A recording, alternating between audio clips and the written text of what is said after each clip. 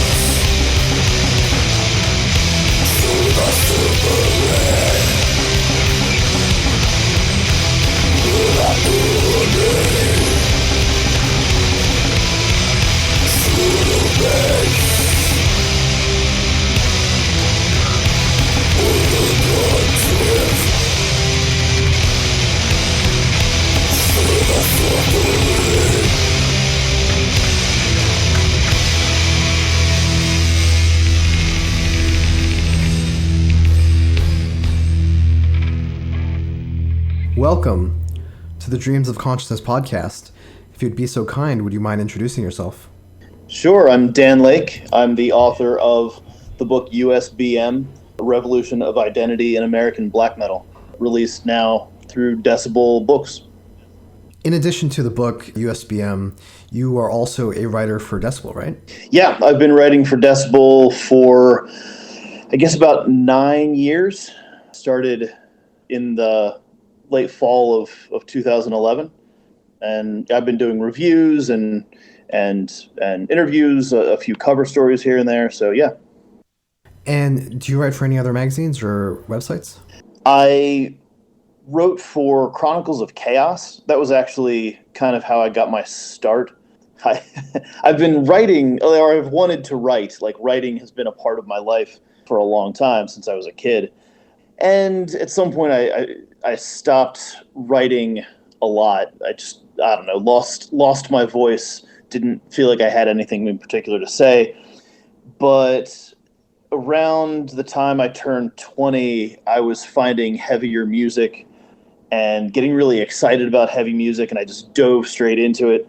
And yeah, so like about 10 years later, I felt like I had absorbed enough, and I had read enough writing about heavy music that I thought I could try my hand at it, and I wanted to be able to contribute in that way. So, I asked around, and Chronicles of Chaos, that webzine, was looking for some writers, and they were willing to take me on. And that was great. I could, publish whatever I was listening to. I could write about that. They were great about it. and I really enjoyed that. Unfortunately, that went under in 2015. I've also done a little work for Metal Sucks. I've done some reviews for them. But yeah, Decibel has been my major outlet for a long time. I would like to talk about your background in terms of your listening habits a little bit, because from what I understand, you actually came from more of a ambient and kind of experimental noise background. Well, so that did happen before I got into metal. Honestly, I was listening to way less cool music. I mean, most of my time growing up, I was listening to really like simple, not even pop, because pop music makes it sound like I was listening to music that other people thought was cool. It wasn't. Nothing that I was ever listening to was cool. Just kind of soft rock type radio stuff, and then yeah. So like at some point during college, I got bored with that. That didn't work for me anymore. And I was just kind of striking out in all kinds of different directions. I found hair metal, and I was there for a while. I found grunge, and I was there for a while.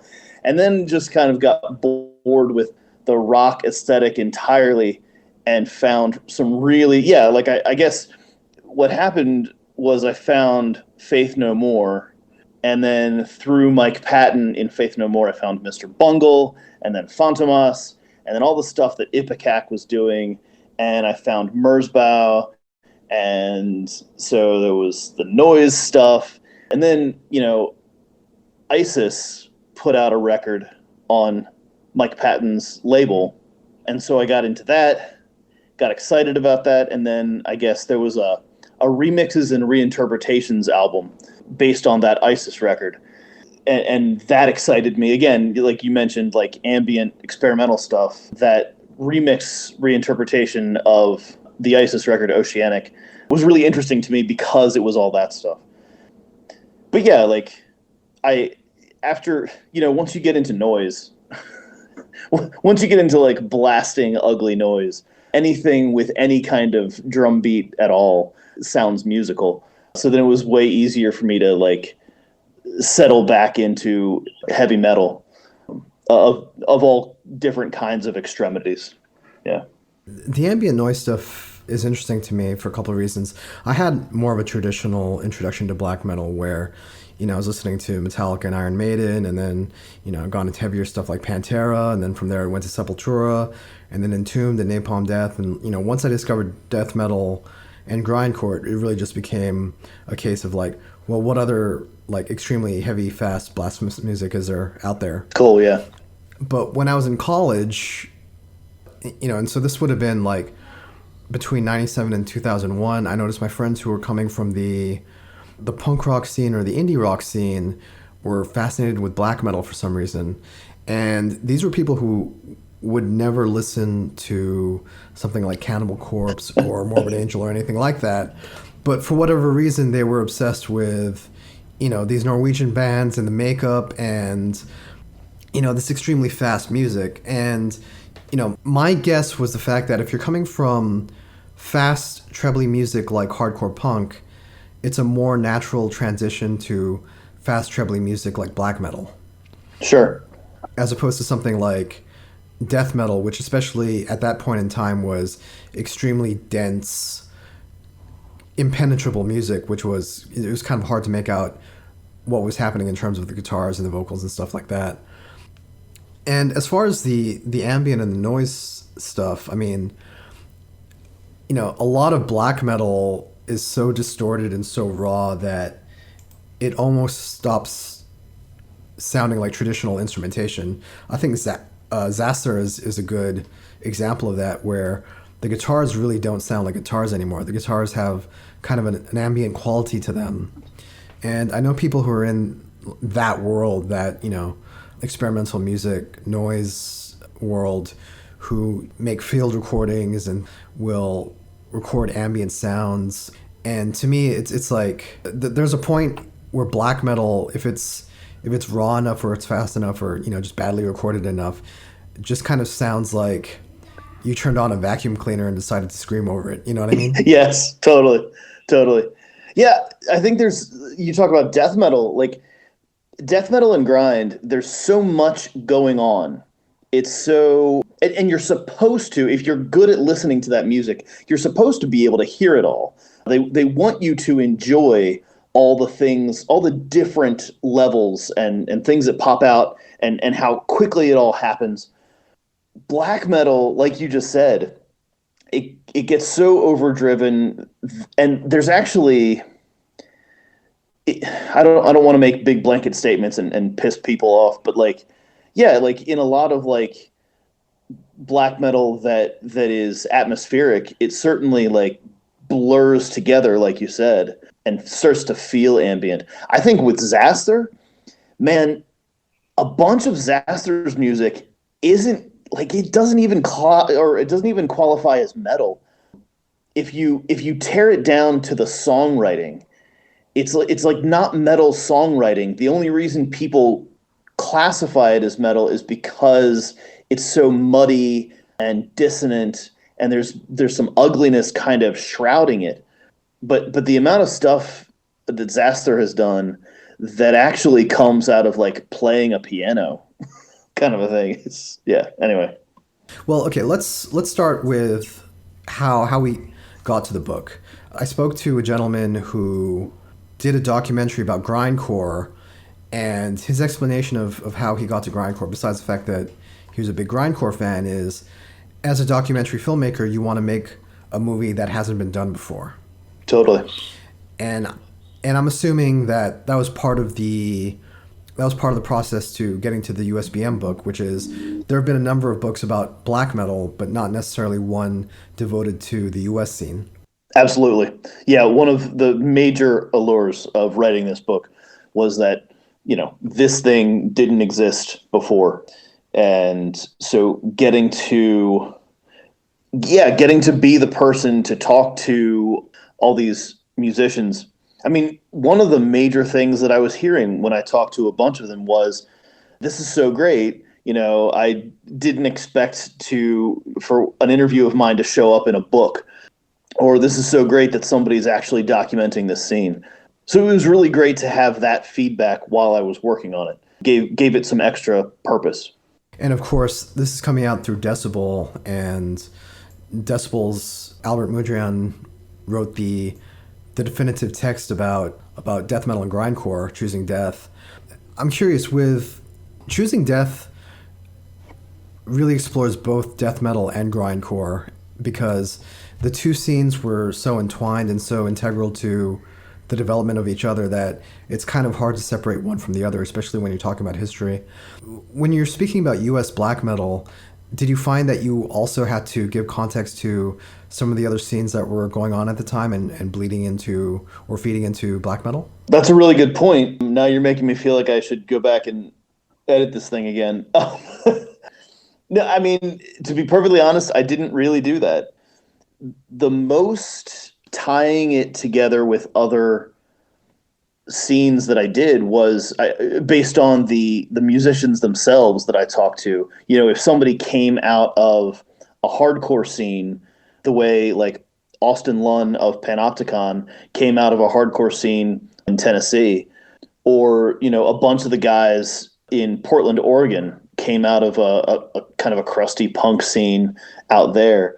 So I definitely talked about that when it intersected with the musicians that I was discussing. Otherwise, I really did not spend a lot of time talking about other genres or other scenes. I mean, it is interesting because black metal, at least from its second wave incarnation, kind of defined itself in opposition to death metal. And so black metal and death metal kind of, there was always like a push-pull between the two genres, even though, they obviously influenced each other to a certain extent. The other thing I was thinking about was you've got this phenomenon of black gaze, where the bands were obviously taking some sort of influence from indie and shoegaze music. Yes. You know what I mean? Yes, totally. Yeah. Yeah. So that's that's this divide in this book where the early, like the 90s US black metal guys will just kind of chop out, a large portion of this book, because yes, there are a bunch of US bands who use black metal as part of their palette, but are bringing in lots of these other things. And yeah, some of that shoegaze and stuff, that indie stuff gets kind of vacuumed up into some of this music. Again, I spoke about that in the book when the interviews went that direction, but didn't do a lot of in-depth exploring. Again, at at like 500 plus pages, this thing already took up a lot of space, and we even cut a significant amount. Albert, the editor, told me that if we had published everything that I typed up, it would have gone over 700 pages.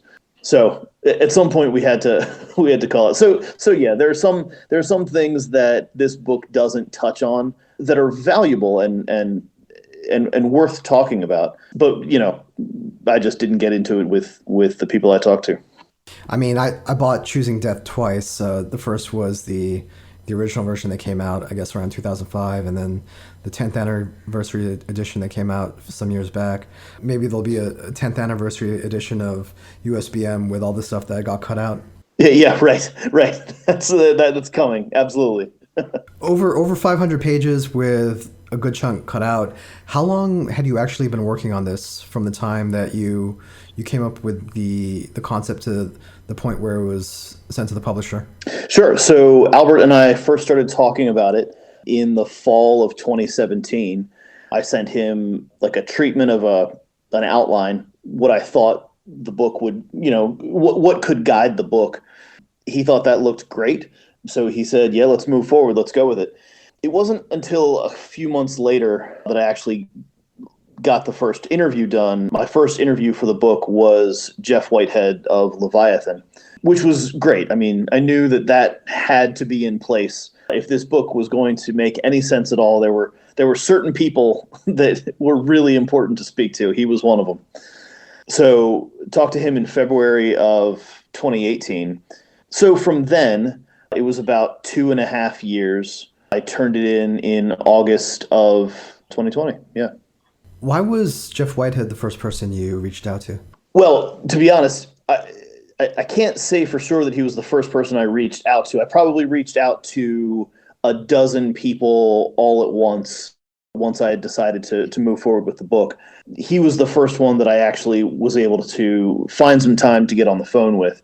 But the reason he's so important, I mean, Leviathan's work, again, I hate making blanket statements, so I might be wrong when I say this, but for a long time, black metal coming out of the United States was just a laughingstock. People did not take it seriously. Black metal was supposed to come from Scandinavia only, and people in the US were just playing at it. And there's something to be said for that outlook when if you don't appreciate kind of the dirty American aesthetic that was coming out of the 90s. But Jeff Whitehead's Leviathan stuff is it's just extraordinary. And to me, it's one of the first bands, one of the first musical projects coming out of the US that gets the real acclaim that it deserves. His ability to perform. I mean, he's a drummer, but he also played all the other instruments and did all the vocals. The songwriting is so interesting, so weird, so engaging. It's really musical, but he treats it in such a way that it comes off as very lowbrow. And I don't know how that happens, but it's incredible, and it kind of encapsulates what I think is some of the most interesting stuff that came out of the United States during the time he was doing that.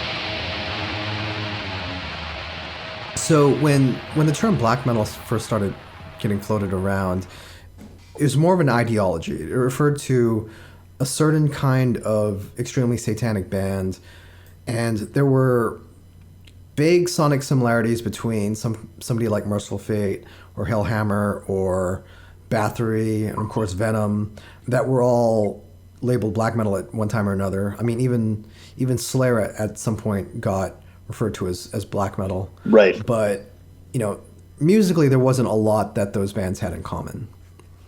And then with the second wave, black metal really referred to a certain sound that bands like Mayhem and Darkthrone were trying to propagate. And, like I said before, it was kind of a reaction to what was happening in death metal at the time. But those bands weren't necessarily satanic. I think, almost immediately you started seeing this kind of reach into Viking folklore and nature and certain political ideologies and things like that. And second wave black metal was really more of a sound than it was a philosophy. In your opinion, what unites the bands that are considered US black metal? Is it an ideology, is it a sound, or is it both? Yeah, it's definitely not an ideology. And while I feel like I'm constantly quoting Paul Ledney of Profanatica because he was very specific when we talked. Paul Ledney, his point of view is that US black metal is a particular sound. It is a dirty, satanic form of death metal. And, the bands who play that sound, so Profanatica and I guess Black Witchery and, other bands that stayed ugly and kind of that, what some people have started to call war metal at this point. Paul Ledney is convinced that is what USBM is. And that's fine. I can completely understand that perspective. It's where US black metal comes from, certainly. But man, I also don't think there's a sound. Like this book, USBM, it's a geographical focus. In fact, even the sections of the book are mostly geographically based. But it is not focused on a sound. This idea that you can, and this is what I love about this kind of music. You can take blast beats that blur together. You can take tremolo picking or really evil riffing. You can take high-pitched screeches, and you can do you can travel so many different places by reorganizing what those instruments are doing in combination with maybe other instrumental choices or certain songwriting choices that, man, there are all kinds of different sounds that can come out of this. And that's what I guess, that's what I enjoy about it. When I talked about my musical listening history, it's pretty eclectic. It's pretty all over the place. And I like that black metal can do some of that. It can travel all these different places, and still there can be elements of black metal that draw me back to that feeling. I don't know that I'm answering your question very well, but I don't want to simplify the bands in this book down to a particular sound. Black metal is such a nebulous term. It almost becomes like punk rock, where right. Any number of characteristics can identify a band as black metal. I remember, there's a point where US black metal was something like Acheron, who really sounded more like Deicide. Yes. Deicide with yes. keyboards, and that was kind of what US black metal was in the 90s. These death metal bands that really hewed to an earlier style, and I guess maybe a less refined style of death metal with maybe a lot of thrash influences and maybe some satanic overtones or maybe some sketchy politics. And that's kind of what yeah. US black metal was. And then, it was only maybe in the early 2000s that you started getting this more second wave kind of style where it was, the tremolo riffing and the constant blast beats and stuff like that. Yeah. Yeah, agreed. So I mean, in terms of like what makes a U.S. band a black metal band, it almost becomes like, well, it's up to the listener to decide. I'm guessing Paul Ledney would not own a pink Death Heaven shirt, right? No, not even close, man. Yeah. And I think a lot of people really gravitated more towards the anti-religious and satanic aspects of black metal more than the sound. And so any number of bands that kind of filled that niche would be black metal to some people, and not necessarily the guys writing about whatever it is, urban living or existential despair or whatever. Yeah. Right. Well, and you're right when you talk about, black metal at different stages was about different things, and black metal to different people is about different things. I can certainly imagine an alternate version of this book written by somebody else who is much more interested in maybe the kind of almost anthropological, like political and sociological underpinnings of this stuff, that is much more about background and historical context, that kind of thing. I'm a voracious music listener. What draws me to music is the ability for music to take me somewhere else, somewhere I'm not physically, maybe somewhere I've never been before. Music can create kind of mental images for me. And the more jarring and strange and outlandish those images, kind of the happier I am. So, this book, with me as its author, was always going to focus on music, the way the music can be heard and what elements are in the musical performances on record, rather than what kind of ideology this person has about what black metal should be, or anything like that. Now, the full title is A Revolution of Identity. What exactly was a revolution?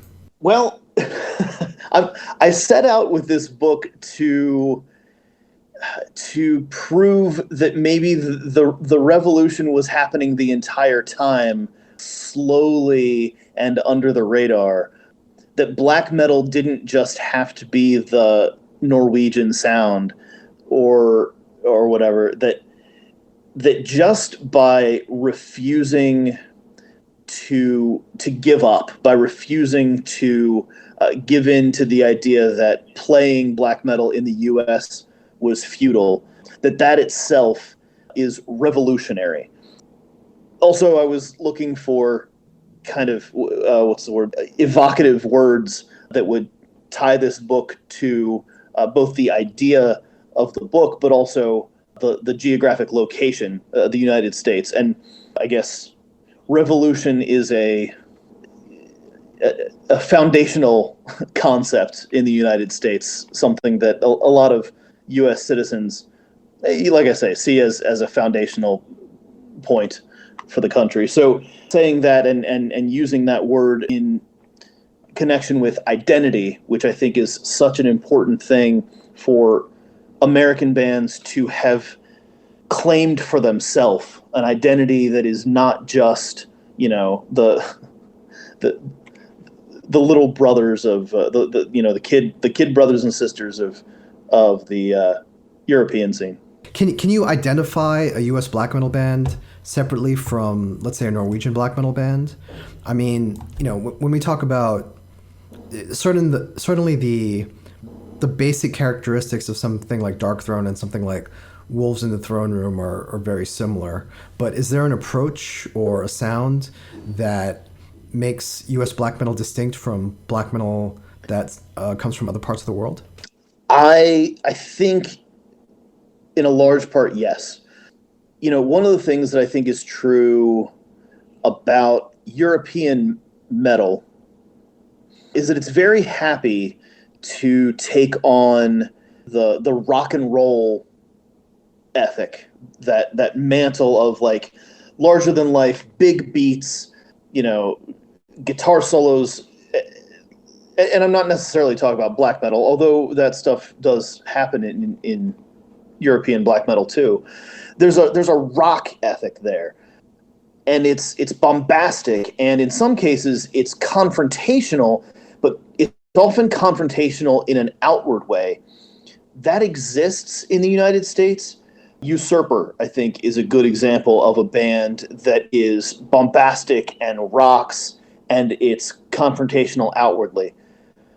But generally speaking, I feel like a lot of the US bands are way more interested in tunneling inward, using ugly music, using confrontational music to confront something internally. And that's, to me, a lot darker, a lot maybe scarier, to turn it inward and dig out what's inside of you, rather than, consider it a war on the world. So I do think that shows up, that feeling shows up in a lot of US black metal, and not as much in European metal. I also think there's the preponderance of one-man bands that come from the US scene is telling, and I don't think it's a coincidence that the US black metal scene really exploded once recording technology got cheap and available to the point where one guy like Jeff Rest or Xasthur or whoever could sit in his basement and record an album entirely by himself. And I think for the most part, at least the Norwegian and Swedish scenes, bands were really just bands. Like maybe there was a figurehead, like somebody like John Notfight from Dissection or Euronymous, but these really were bands that were writing albums together. And I think there's a kind of iconoclasm and maybe, I don't know what the word is, but I think living outside of the United States, I can say that there is a perception of Americans as somebody who are not afraid to express their opinions, Yeah. even if they have no knowledge of what they're expressing. Do you know what I mean? Oh man, it's like that's what it means to be a U.S. citizen. Yeah. And I think that kind of feeds into this idea that Americans, it's like, well, I'm right and I'm going to do it my way, and that's all there is to it. And I think you really see that in the American approach to black metal, where it's like, well, I'm going to play the drums and I'm going to play the guitars and I'm going to do the vocals, and that's all I really need. As opposed to, this kind of collectivist version of black metal, which you have in Scandinavia. Yeah, totally. I mean, I talked to several guys, and that was their perspective is, I'm gonna pull this off. Mostly it was because they were really interested in this niche music, and they looked to their musician friends to be like, hey, don't you love this too? Will you play this with me? And all their musician friends were like, no, absolutely not. So you get people like Mike Ford from Black Funeral, who tries to cobble together bands from people who don't really enjoy the same music that he does. You get Neil Jameson from Krieg doing some of the same thing. Chris Grigg from Woe, just over and over in our interview, stating that like he got to a place where he wanted to do something with music, and he was like, well, whatever, I'm not waiting for somebody else. I'm doing it myself. So yeah, you're absolutely right. That does crop up quite a bit.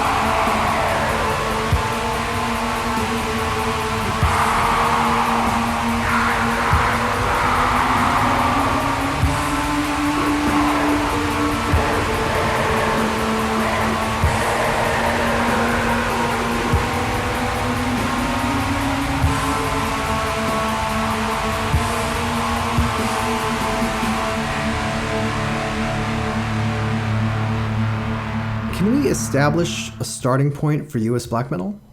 I certainly tried to. I talked about Vaughn as being kind of a starting point. Vaughn really started earlier than kind of anybody really thinks of black metal in the US. Vaughn was kind of getting started in Hawaii in the late 1980s. And it has a kind of a messy history that's a little hard to follow that I won't get into here.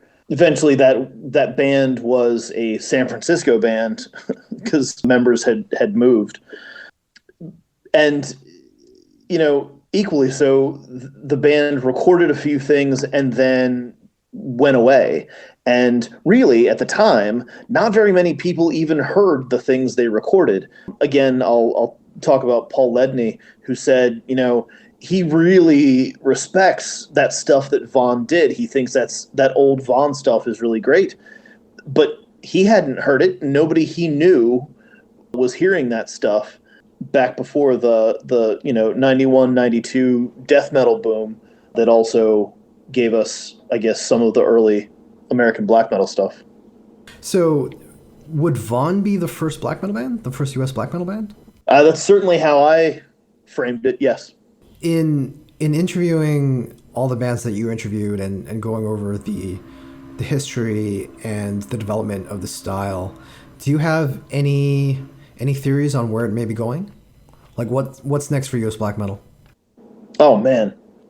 Well, I mean, you have bands like Mammal Lake in California who are using elements of black metal but smearing it together even more so than something like Deaf Heaven. Deaf Heaven, I think, uses elements of black metal very explicitly, very clearly and obviously in combination with some other stuff.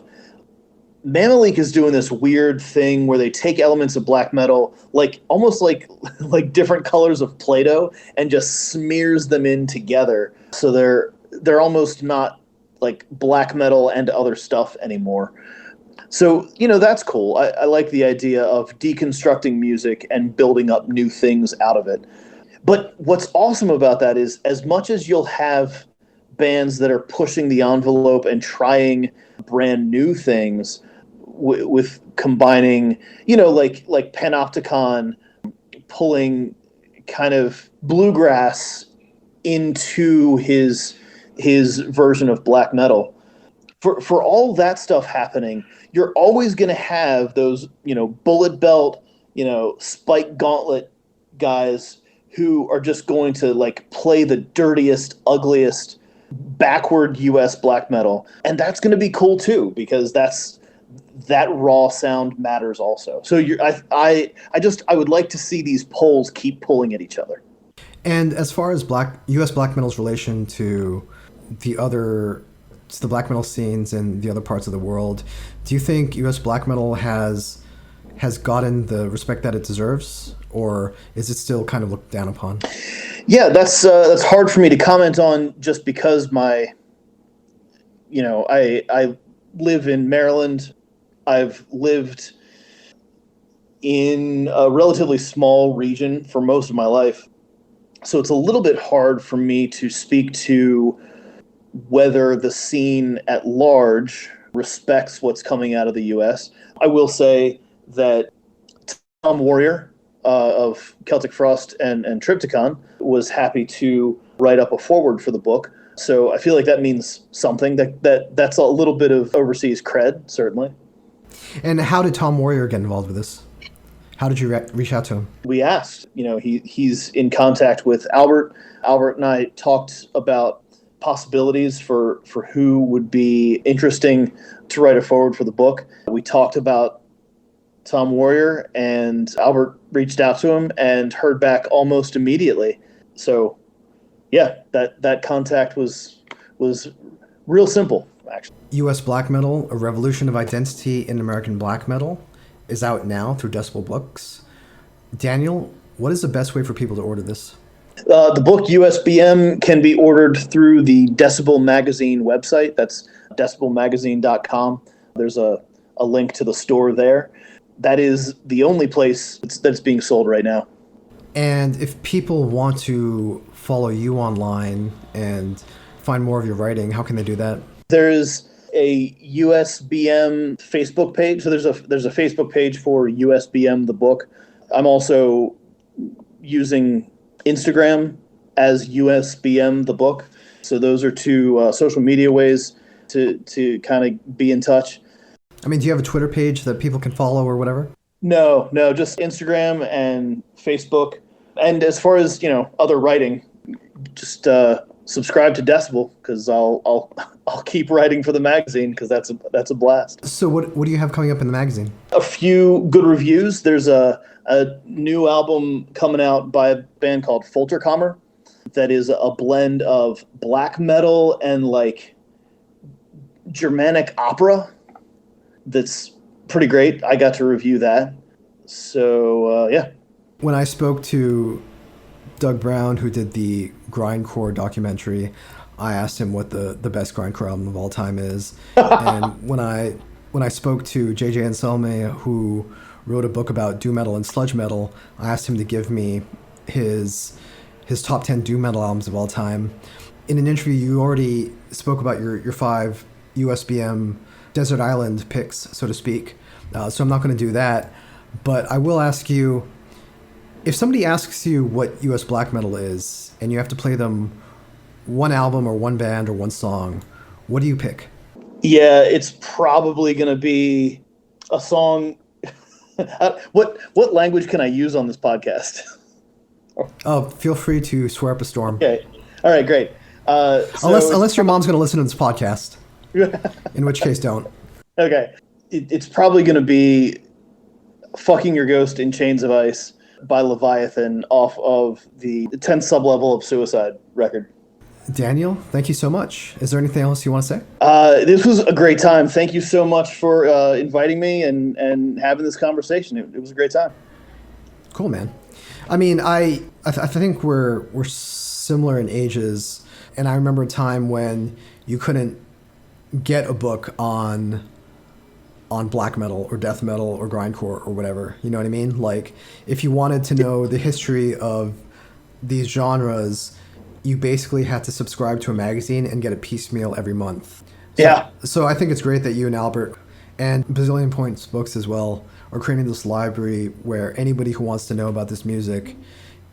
Well, I mean, it's both good and bad. Like, I think for a head like me, who spent years buying zines and subscribing to magazines and stuff like that, it's kind of a relief to just be able to buy a book and get everything at once. But it's also kind of amazing how the bar has gotten so low. The bar for entry to this music has gotten so low, and yet some people are still not willing to do the amount of work that it takes to get into it.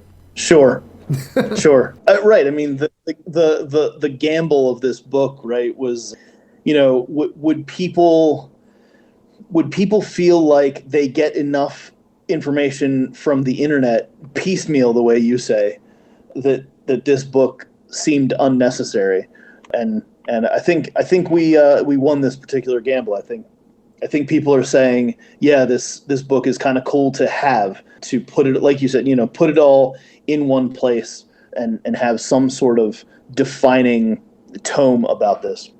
I mean, my feeling about US black metal is that a lot of the maybe lack of regard came from Americans themselves, because, Norwegian black metal, Swedish death metal, these were all kind of exotic sounding. Do you know what I mean? Yes. Even the South American death and black metal scenes, like, there was a kind of mystery to all these bands and what had been going on in those countries. Whereas I think when you live in, let's say you're living in Minnesota and, some guys have a black metal band, that's not going to be as exciting as a band from Belgium, like Enthroned, coming through your town, right? Right. Certainly in the 90s, early 2000s, you're right. When that stuff definitely felt exotic. Yeah, totally. Also, I just think that that the population generally in the United States is so diffuse. The black metal scene, the number of people who like black metal, they're just kind of spread out so far from each other that it's hard to build, I don't know, local credibility. Yeah, yeah. And that's a fair point, because as a landmass, the United States is as big as Europe, you know what I mean? And so what would be 100 different scenes in Europe is one scene in the US. So I don't know. I mean, would you say there's a difference between the black metal that's coming out of the Pacific Northwest and the black metal that's coming out of New York? Yes. Yes, hands down, yes. Now, that said, what one thing you find out when you talk to these guys is that some of the people making black metal in the Pacific Northwest spent some time living in New York, and vice versa. So it's still not quite so separable. But yes, there is a difference. Krallis and Imperial Triumphant they are not Fauna or Agalok. Thank you so much, Daniel. Yeah, thank you. That was fun.